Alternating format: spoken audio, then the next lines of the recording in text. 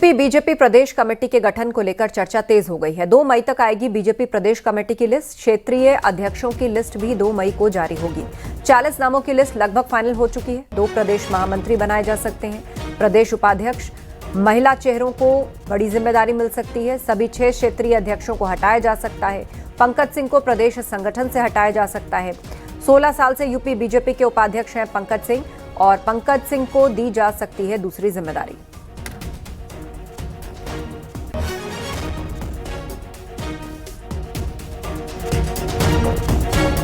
हमारे सहयोगी संकेत मिश्रा इस पर ज्यादा अपडेट दे रहे हैं। संकेत, किस तरह का फेरबदल और जिम्मेदारियां अब संगठन में देखने को मिल सकती हैं? कौन से ऐसे महत्वपूर्ण नाम हैं जिन्हें बड़ी जिम्मेदारी दी जा सकती है?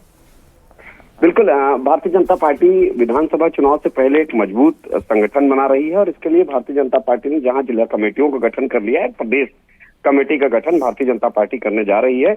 और उसमें जो प्रदेश कमेटी पर सभी की नजरें हैं कि आखिर वो कौन नाम होंगे जो उत्तर प्रदेश भाजपा की प्रदेश कमेटी में प्रदेश महामंत्री, प्रदेश उपाध्यक्ष, प्रदेश मंत्री जैसे पदों पर होंगे। तो ऐसे नामों का पैनल भारतीय जनता पार्टी के प्रदेश नेतृत्व ने बना लिया है और वो पैनल केंद्रीय नेतृत्व के पास पहुंच चुका है। 40 ऐसे नाम हैं जिसको प्रदेश कमेटी में जिन नामों के पैनल में से प्रदेश कमेटी में वो लोग तैनात किए जाएंगे। उसमें अगर देखा जाए तो भारतीय जनता पार्टी की जो प्रदेश मीडिया टीम है उससे 2 प्रवक्ताओं को प्रदेश कमेटी में जगह मिल सकती है, यानी कि मीडिया विभाग से उनको मूल संगठन में, प्रदेश संगठन में प्रदेश पदाधिकारी बनाया जा सकता है।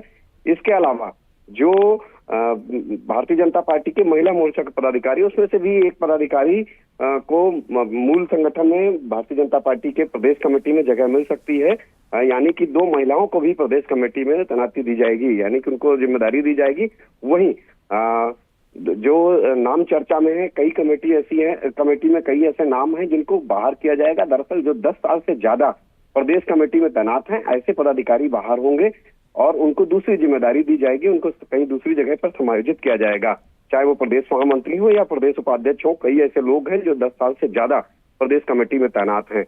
वहीं भारतीय जनता पार्टी की रणनीति है कि ये प्रदेश की जो टीम है उसमें जो क्षेत्रीय टीम, इसके साथ में ही क्षेत्रीय अध्यक्ष के नामों का भी ऐलान करना है। तो 6 क्षेत्रीय अध्यक्ष हैं और संगठनात्मक लिहाज से भारतीय जनता पार्टी को 6 क्षेत्रों में बांटा गया है। तो ऐसे में इन 6 क्षेत्रीय अध्यक्षों को हटाने पर सहमति बन गई है। एक बड़ी सूचना है कि ये सभी 6 क्षेत्रीय अध्यक्ष हटाए जा सकते हैं। इस पर आम सहमति बन गई है प्रदेश अध्यक्ष और महामंत्री संगठन के स्तर पर, और केंद्रीय नेतृत्व को भी अवगत करा दिया गया, यानी कि सभी नए क्षेत्रीय अध्यक्ष तैनात किए जाएंगे।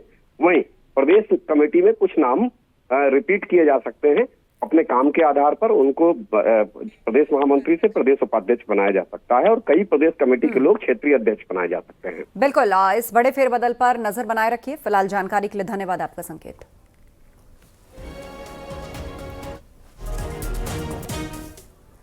और खबर लखनऊ से है। केंद्रीय कृषि मंत्री शिवराज सिंह चौहान और सीएम योगी ने 1 दिवसीय कृषि सम्मेलन का शुभारंभ किया है और इस दौरान सीएम योगी ने कहा है कि बीजेपी सरकार में किसानों के लिए लगातार योजनाएं बन रही हैं जिससे किसानों को लाभ मिलता है।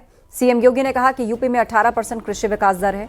पहले यूपी में 69 कृषि विकास केंद्र थे, आज नए इनोवेशंस वहां पर होते हैं। बीजेपी सरकार बनने के बाद किसानों को बेहतर बीज उपलब्ध कराया जा रहा है। वहीं केंद्रीय कृषि मंत्री शिवराज सिंह चौहान ने कहा कि देश में खाद्यान्न की कमी नहीं है, देश का भंडार खाद्यान्न से भरा हुआ है। आज जब वैज्ञानिक स्थानीय स्तर पर किसानों के साथ बैठते हैं, कृषि विज्ञान केंद्र में डेमोन्स्ट्रेशन करते हैं, फिर खेत में जाकर के उस डेमोन्स्ट्रेशन को वहां पे उनके खेत में भी देखते हैं, लगातार विजिट करते हैं, लगातार गोष्ठियां चलती हैं, लगातार कुछ न कुछ कार्यक्रम चल रहे हैं। भारत सरकार के पास लगातार उनका संवाद एक बना हुआ है। आज परिणाम क्या है? उत्तर प्रदेश जैसे राज्य में जहां कृषि विकास की दर 8% थी, आज वो बढ़ करके 18% तक पहुंची है। ये परिणाम बताते हैं कि हम इससे बेहतर परिणाम दे सकते हैं। डिमांड के अनुसार उस मांग की आपूर्ति में हमारा अन्नदाता किसान सहभागी बन सके, यह एक प्रयास वहां पर प्रारंभ हुआ है। और मेरा मानना है कि इंटरनेशनल पोटैटो सेंटर आने के बाद अनेक फूड प्रोसेसिंग की यूनिट अब सेंट्रल यूपी के अलग अलग जनपदों में आनी प्रारंभ हुई है। ये चीजें दिखती हैं कि आप किसान को उसके उत्पाद का बेहतरीन दाम एक स्वस्थ प्रतिस्पर्धा के माध्यम से वहां पर मिलना प्रारंभ होगा। 2017 में जब उत्तर प्रदेश के अंदर सरकार बनी थी, हमारे पास उस समय उत्तर प्रदेश के अंदर 69 हमारे पास कृषि विज्ञान केंद्र थे और वे कृषि विज्ञान केंद्र ज्यादातर लगभग बंदी के प्रकार पर थे। उनके जितने वैज्ञानिक थे ज्यादातर विश्वविद्यालयों ने अपने यहां अटैच किए हुए थे, कोई उनकी जवाबदेही नहीं। मुझे कृषि विभाग के पहले सम्मेलन में उस समय भी श्री सूर्य प्रताप शाही जी हमारे कृषि मंत्री थे और उस समय मुझे जिन्होंने सबसे पहले कृषि विज्ञान केंद्र के ही सम्मेलन में इन्होंने मुझे बुलवाया।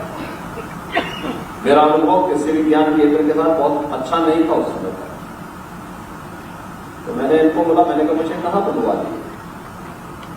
उन्होंने कहा इस प्रकार का कार्यक्रम है, भारत सरकार 20 नए कृषि विज्ञान केंद्र देना चाहती है और हम अगर उसको ले लेंगे तो सभी जनपदों में, बड़े जनपदों में 2 और छोटे जनपदों में 1-1 कृषि विज्ञान केंद्र हमारा हर जनपद में हो जाएगा।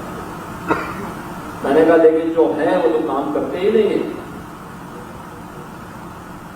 उसके लिए क्या कार्य योजना है? और मुझे प्रसन्नता है आज उत्तर प्रदेश के अंदर कृषि विज्ञान केंद्र, हर कृषि विज्ञान केंद्र कुछ न कुछ इनोवेशन करके लेके आया है और सभी 9 एग्रोक्लाइमेटिक जोन जो यूपी के अंदर है उनमें एक सेंटर ऑफ एक्सीलेंस के माध्यम से उन्होंने कुछ बेहतरीन करने का कार्य किया। खेती से संबंधित प्रमुख अधिकारी आए और ये उत्तर क्षेत्र तो बहुत महत्वपूर्ण है हमारे लिए।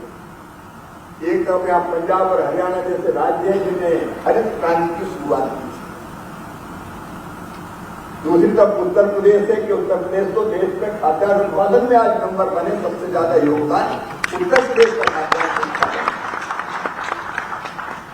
यहाँ की माटी, यहाँ की जलवायु, यहाँ के मेहनती किसान और उसके साथ साथ हिमाचल है, उत्तराखंड है, जम्मू कश्मीर है, वहां के फल, वहां के फूल, वहां की सब्जियां, उनकी अलग ही बात। और अलग अलग हम प्रदेशों के बारे में सोचें, उनकी समस्याएं भी अलग अलग। एक तो मैं आप सबको इस बात के लिए बधाई देना चाहता हूं कि देश के अन्न के भंडार आज हमने भर के रखे हैं, दुनिया में कहीं से मंगाने की जरूरत नहीं है। चावल में तो भारत उत्पादन में आज नंबर 1 है। अब हमने चीन को पीछे छोड़ दिया, चीन पीछे चला गया, भारत नंबर 1 पर आ गया।